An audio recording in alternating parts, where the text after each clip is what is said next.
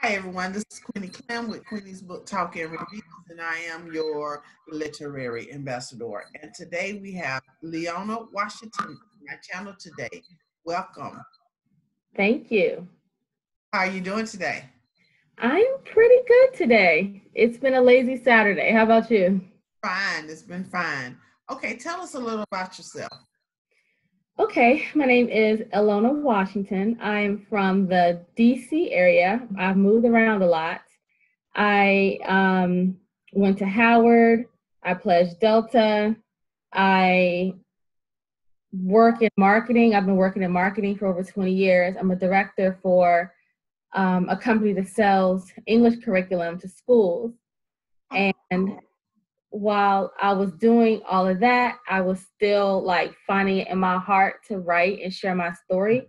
So that's how all the books behind you came about. Okay, what's your genre? My genre mostly is inspirational, memoir, um, motivational things that can help people heal and move on and inspire them to do better. Okay.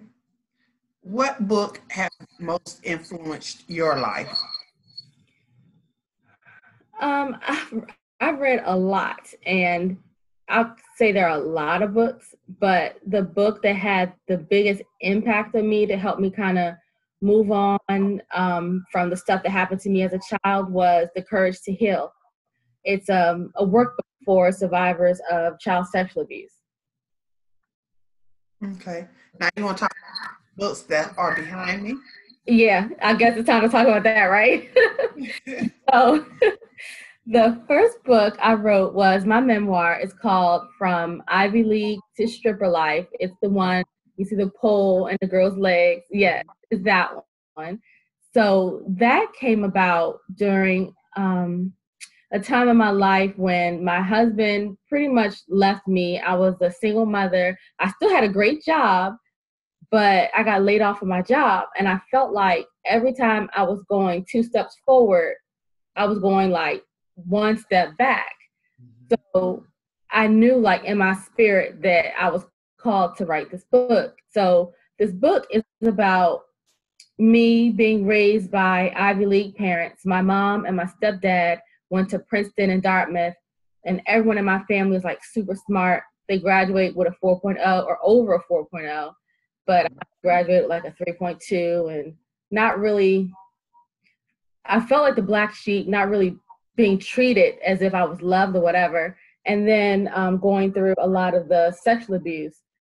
So by the time I graduated Howard, I felt like the only thing left for me to do was to be a stripper. I felt like that's where I belong.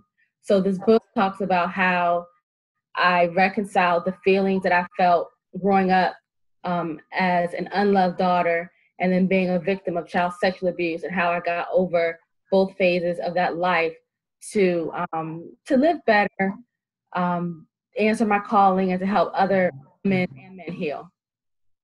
Okay, your second book? The second one is how divorce became my deliverance. Which is That is, yep, the middle one. Yep. And that is an anthology. And it's a story of 10 different women, real stories, Black women who went through a divorce. And we're all Christian women. And then you know how you felt like being a Christian, you kind of feel like you have to stay married, but reconciling the fact with divorce is okay, and talking and healing from the stuff that was happening with us during our marriage. Okay, and this last book right here. The Friend Who Prays. So I changed the cover to a Black girl because it's all Black women in this book. But this story is 8 stories about friendship from 8 different women, and all these stories are true.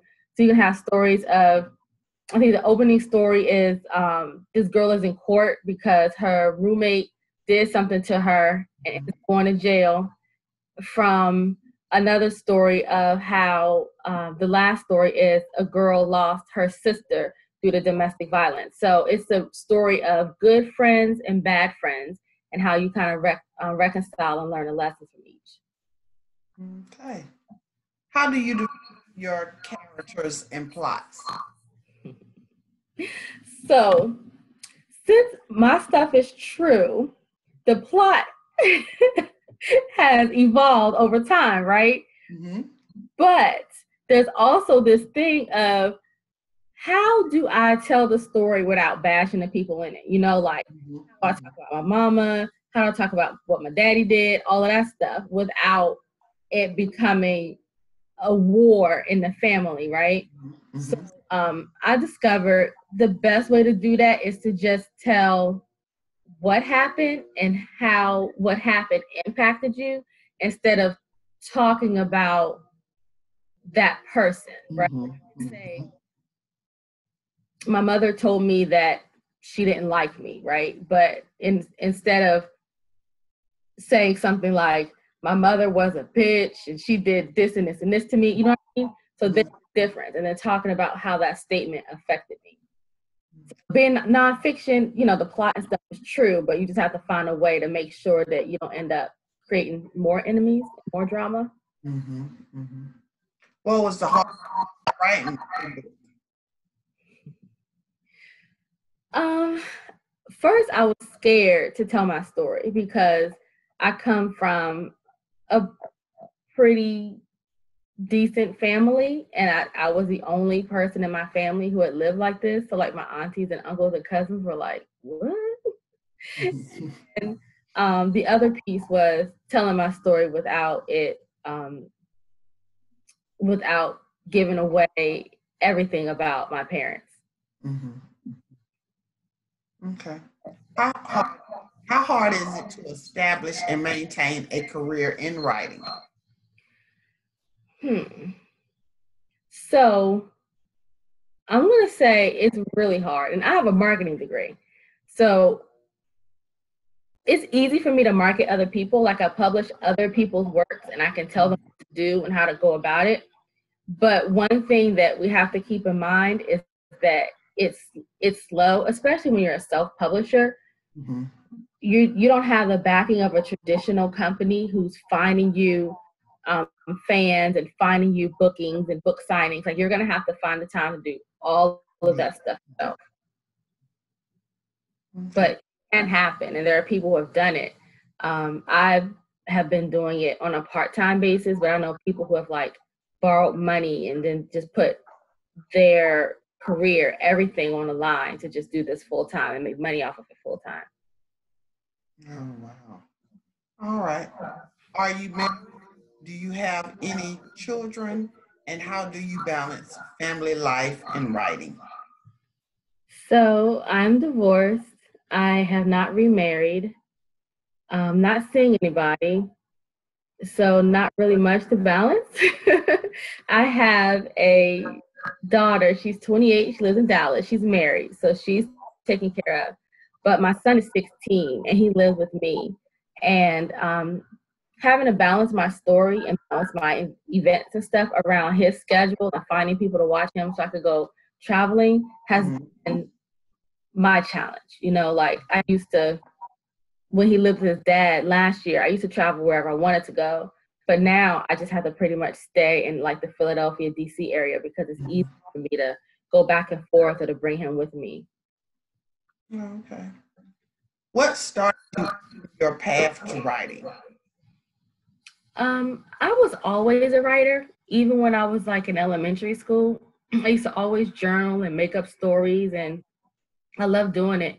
And I remember sitting at the kitchen table and telling my mom that I wanted to be an author. So I've always been a writer, but I didn't become an author until 2016. But my journey started because of the abuse. It was an escape. Okay, that was my next question. Where did the love of reading and writing come from? From the abuse. Like, I used to sit in the house and do nothing but read. I used to read a book a day. And my mother used to make me go outside, but I was outside. I would sit on porch and I would read. I would stay right by the door because every time I went outside to play, somebody would come up and abuse me or whatever. bring me to their house. Okay. Who are some authors in your genre that inspires you? In my genre, I just read Jennifer Lewis's book, The Mother of Black Hollywood. Oh my gosh. Yes. That was good, right? Yes. Jeez. And I did the audio book of it, and I was like, wow. Ooh. I didn't know she was like that good. So I'm a fan of people who have had a life and then they write their story. Tiffany Haddish's book was good. And then who was that man? Dapper Dan. Have you read his book? He was the New York guy. He used to do all of the fashion, all of the outfits for LL Cool J and all those other people. Oh, okay. He would make he would make what is it called when they it's not the authentic, it's the knockoff. He would make knockoff Gucci, Fendi, all of that stuff. Yeah. So like his story from like his childhood, like on through how they ended up creating his shop and like losing everything to coming back on top. That's a good book. I think it's just called Dapper Dan. Okay. Yeah.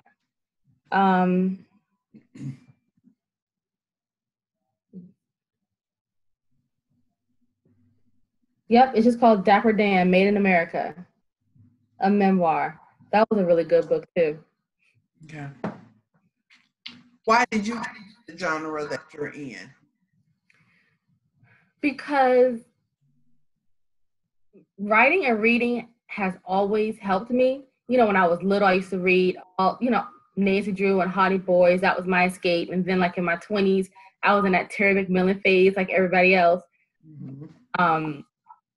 It seemed like I knew a lot of women who had been through something. And I think like the whole self-help publishing business is like over $1 billion industry now.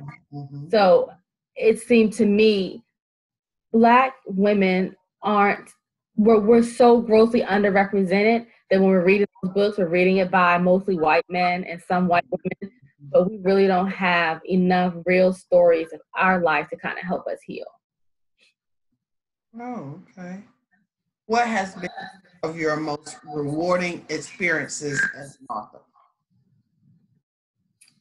Getting those emails from my readers telling me that they're going to seek help, or they knew they were meant to read my story, or they finally realized that nothing was wrong with them.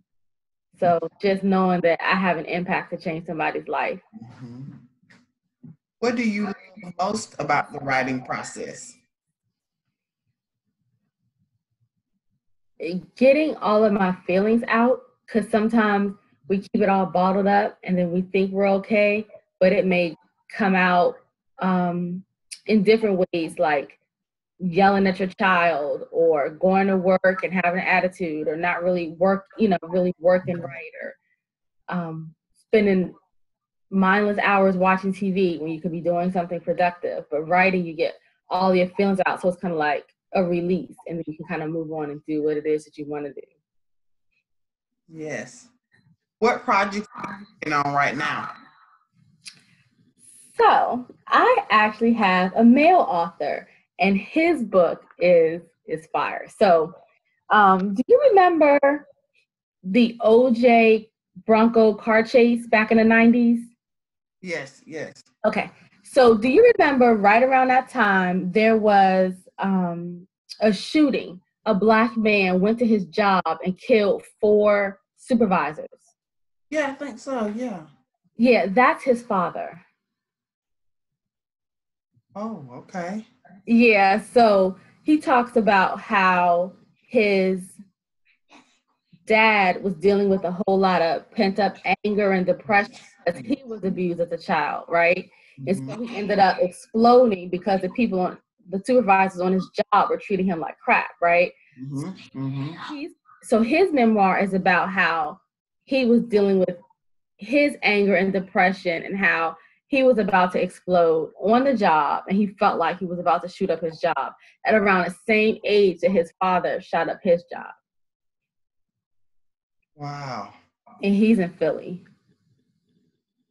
So I have 8 more pages to edit, and then it'll be released in March. Okay. I might have to get him on the show. Okay. I will let him know. Yeah. It's okay. a good book. How can readers get in touch with you? Okay, my social media handle is all first and last name, Elona Washington.